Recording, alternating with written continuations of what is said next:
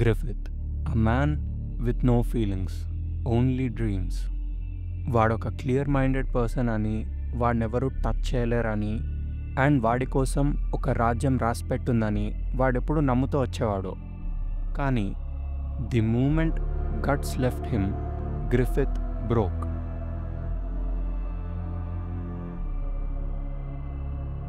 గ్రిఫిత్ని మనం golden age arc నుంచి చూస్తున్నాము. వాడు చూడ్డానికి ఒక చిన్న పిల్లాడిలో ఉన్న వాడి మెంటాలిటీ ఒక నైట్లా ఉంటుంది. కాదు, ఒక కింగ్ లాగా ఉంటుంది. మామూలు మనుషులకున్నట్టు వీడికి కోపం లేదా బాధ, సంతోషం, భయం, ప్రైడ్ ఇలాంటి ఫీలింగ్స్ ఏమీ లేవు. కేవలం వాడి డ్రీమ్ మాత్రమే వాడి ఫైనల్ గోల్. ఆ గోల్ని అచీవ్ చేయడానికి వాడు ఎంతకైనా దిగజారుతాడు అండ్ ఎంతకైనా కష్టపడతాడు. ఎంతో కష్టపడి బ్యాండ్ ఆఫ్ ది హాక్ గ్రూప్ని ఒక సాధారణ మర్సనరీ గ్రూప్ నుంచి ఫస్ట్ సోల్జర్స్గా మార్చాడు. దాని తర్వాత ప్రతి ఒక్క సోల్జర్కి నోబెల్ స్టేటస్ వచ్చేటట్టు చేశాడు. అండ్ గ్రిఫిత్ ఒక మర్సనరీ బ్యాండ్ లీడర్ నుంచి ఒక నైట్గా, అంటే ఒక నోబెల్ పర్సన్ వరకు ఎదిగాడు. ఇదంతా వాడు కేవలం తన డ్రీమ్ కోసం మాత్రమే చేశాడు. ఇవి మాత్రమే కాదు, మామూలు మనుషులు ఎప్పటికీ చేయలేని పనులు కూడా గ్రిఫిత్ ఎన్నో చేశాడు. బాగా డబ్బుండి బలిసిన నోబెల్ మ్యాన్తో పడుకున్నాడు. గ్రిఫిత్ పాత్లో అడ్డుగా ఉన్నాడని చెప్పి కింగ్ యొక్క సొంత బ్రదర్ని గట్స్తో చంపించేస్తాడు. అండ్ ఆ ప్రాసెస్లో అడోనిస్ అనే చిన్న పిల్లోడు చచ్చిపోయినా కూడా గ్రిఫిత్కి ఏమాత్రం రిమోర్స్ కూడా ఉండదు. అండ్ తన డ్రీమ్ కోసం ఆ రాజ్యం యొక్క ప్రిన్సెస్ని కూడా ప్రేమిస్తున్నట్టు నటిస్తాడు. దాని తర్వాత క్వీన్కి కూడా మ్యాటర్ తెలిసిపోయిందని చెప్పి మినిస్టర్స్ని, క్వీన్ని అందరినీ కలిపి ఒకటేసారి లేపేస్తాడు. ఈ ప్రాసెస్లో మినిస్టర్ ఫాస్ యొక్క 5 ఏళ్ల చిన్న పాపని హాస్టేజ్గా తీసుకొని వాడిని బెదిరిస్తాడు. అండ్ గ్రిఫిత్కి హెల్ప్ చేసిన బ్యాండ్ ఆఫ్ థీవ్స్ని గట్స్తో చంపించేస్తాడు. సో దీంతో మనకు అర్థమయ్యేది ఏంటంటే గ్రిఫిత్ తన డ్రీమ్ కోసం ఏ ఎక్స్టెంట్ వరకు అయినా వెళ్తాడు. ఇలాంటి ఒక గ్రిఫిత్కి గట్స్ వాడిని వదిలేసి వెళ్ళిపోతే ప్రాబ్లం ఏంటి? అసలు వాడెందుకు పిచ్చోళ్ళగా తయారవ్వాలి? Griffith is an emotionless monster, right? So what happened?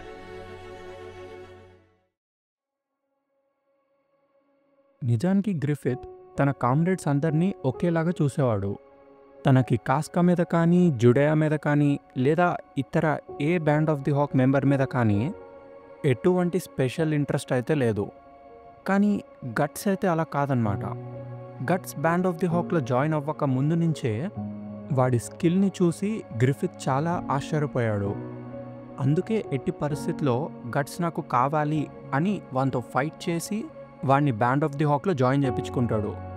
And అప్పటి నుంచి స్టార్ట్ అయిన జర్నీ వాళ్ళు జాడ్ని ఎదుర్కోవడం వరకు వస్తుంది. దాని తర్వాత డాల్డ్రీ ఫోర్ట్ని క్యాప్చర్ చేయడము, అండ్ ఫైనల్గా వార్ని ఎండ్ చేయడం, అండ్ లాస్ట్కి మిడ్లాండ్ మొత్తం పీస్ఫుల్గా ఉండే వరకు వాళ్ళు కలిసే ఉంటారు. ఈ ప్రాసెస్లో గ్రిఫిత్కే తెలియకుండా వాడు గట్స్ మీద ఏదో తెలియని ఒక ఎమోషన్ని పెంచుకుంటాడనమాట. ఒక పక్క గట్స్ ఏమో గ్రిఫిత్ మాటలు విని ఇన్ఫ్లుయెన్స్ అయిపోతాడు. అండ్ ఎప్పటికైనా తన సొంత డ్రీమ్ని పర్సూ చేయాలి అని ఫిక్స్ అయిపోతాడు. అందుకే బ్యాండ్ ఆఫ్ ది హాక్ని వదిలేసి వెళ్ళిపోదామని ప్లాన్ వేస్తాడు. ఈ విషయం అయితే గ్రిఫిత్కి తెలిసిపోతుంది. ఆపుదామని ట్రై చేస్తాడు, కానీ అప్పటికే గట్స్ అన్బిలీవబుల్లీ స్ట్రాంగ్.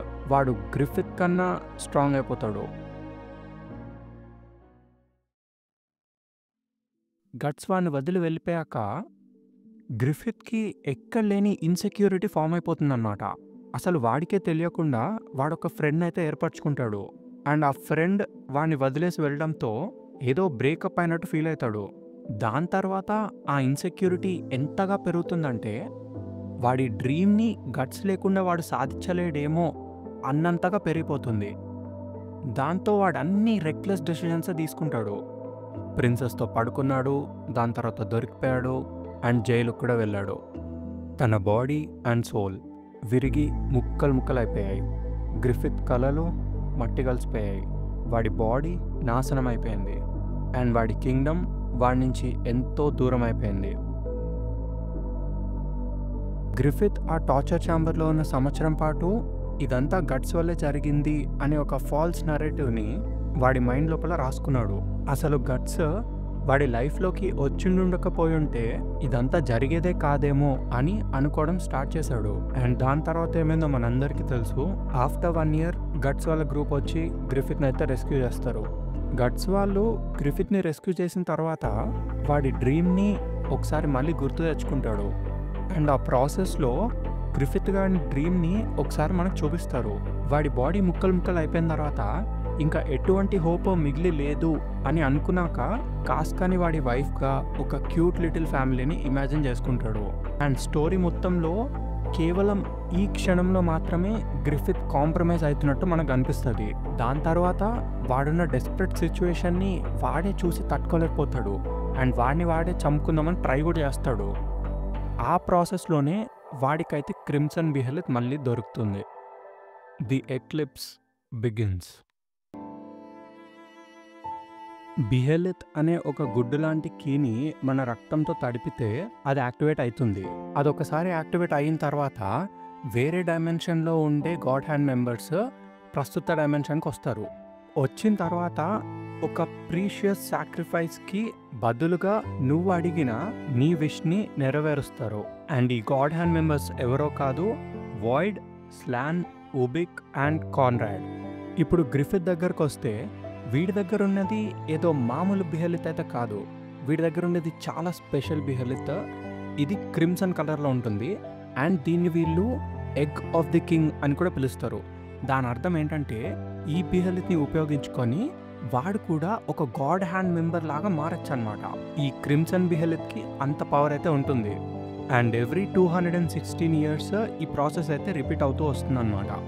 అండ్ ఈ క్రిమ్సన్ బిహెలిత్ ఎవరికైతే ఒక గాడ్ హ్యాండ్ మెంబర్గా మారే అర్హత ఉంటుందో వాళ్ళ దగ్గరికి వెళ్ళి చేరుతుందన్నమాట. సో ఇప్పుడు గ్రిఫిత్ సంగతికి వస్తే వాడి చేతిలో ఉన్న బిహెలిత్ యాక్టివేట్ అయ్యాక Guts, Casca and band of the హాక్లో ఉన్న సగం మెంబర్స్ అందరూ ఆ వోర్టెక్స్ లోపల ట్రాప్ అయిపోతారు.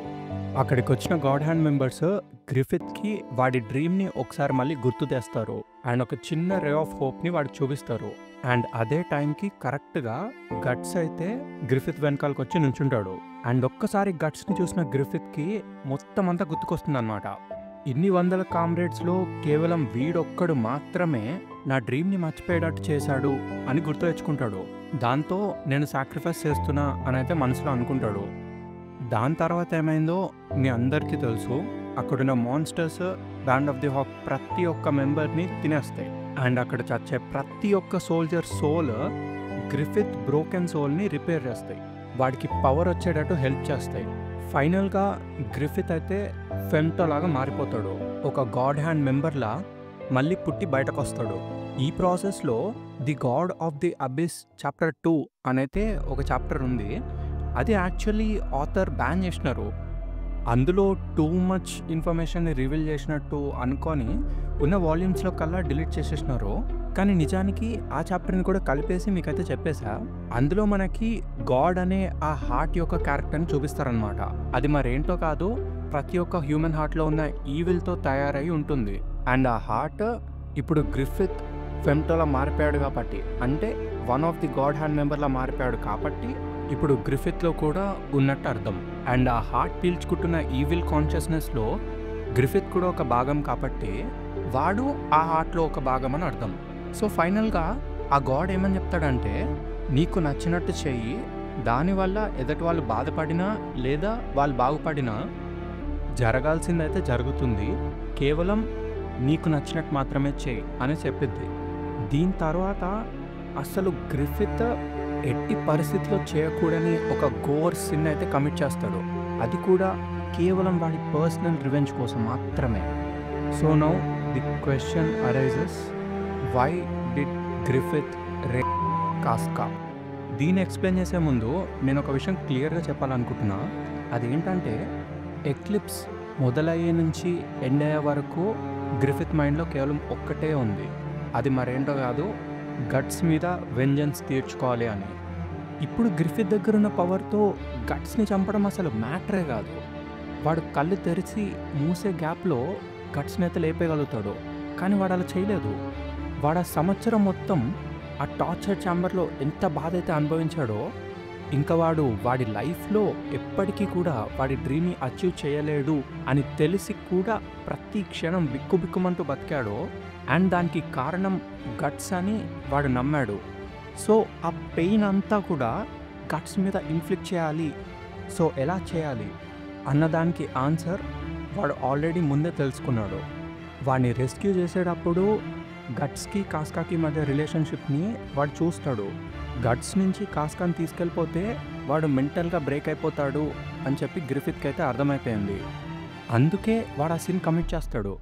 కానీ ఆ యాక్ట్‌లో ఎక్కడా కూడా గ్రిఫిత్ మొహంలో మనకి ప్లెజర్ అయితే కనిపియదు. కేవలం గట్స్ అనుభవిస్తున్న టార్చర్‌ని చూసి సంతోషపడతా ఉంటాడు అంతే. కాస్కాకి గ్రిఫిత్ మీద ఎటువంటి ఫీలింగ్స్ ఉన్నా కూడా గ్రిఫిత్‌కి కాస్కా కేవలం ఒక ఆర్డినరీ సోల్జర్ అంతే. అండ్ ఇప్పటిదాకా మనం కేవలం గట్స్ ఇంకా గ్రిఫిత్ గురించి మాత్రమే మాట్లాడుకుంటున్నాము.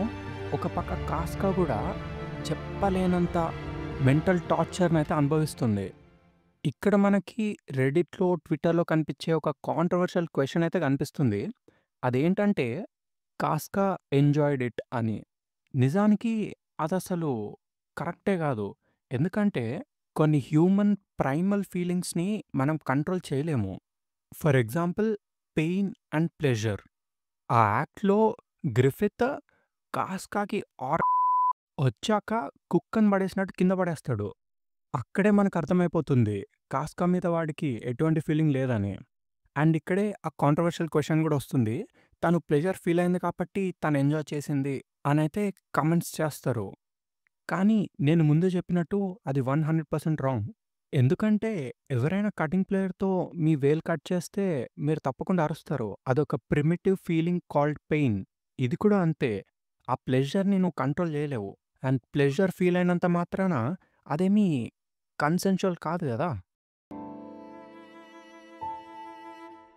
అండ్ దాని తర్వాత చాప్టర్స్‌లో మనం చూస్తాము కాస్కా టోటల్‌గా గతం మర్చిపోయి పిచ్చిదయిపోతుంది. చిన్నపిల్లలాగా బిహేవ్ చేయడం స్టార్ట్ చేస్తుంది.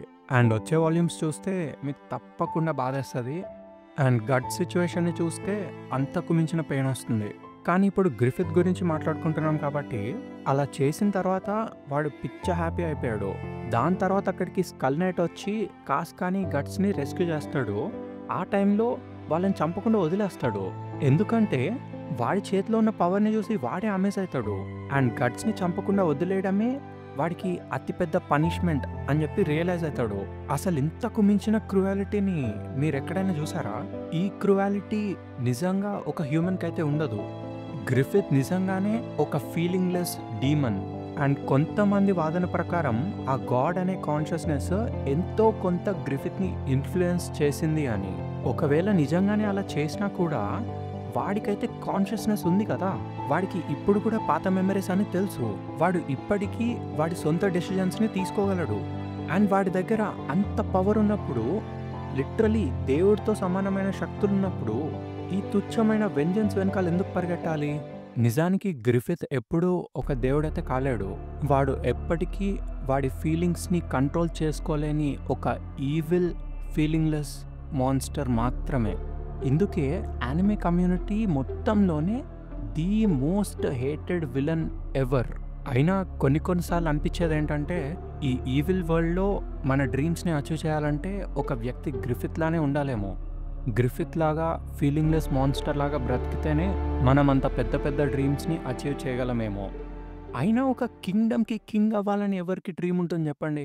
నేను మిమ్మల్నే అడుగుతున్నా, ఇండియాకి ప్రైమ్ మినిస్టర్ అవ్వాలని మీకుందా? ఎంతైనా గ్రిఫిత్ నిజంగానే వన్ ఆఫ్ ది కైండ్. ఈ వీడియోకైతే ఇంతే guys. Thank you for watching. మీకు వీడియో నచ్చినట్టయితే ఒక లైక్ కొట్టేయండి. Subscribe and support a fellow Telugu anime creator. Bye for now.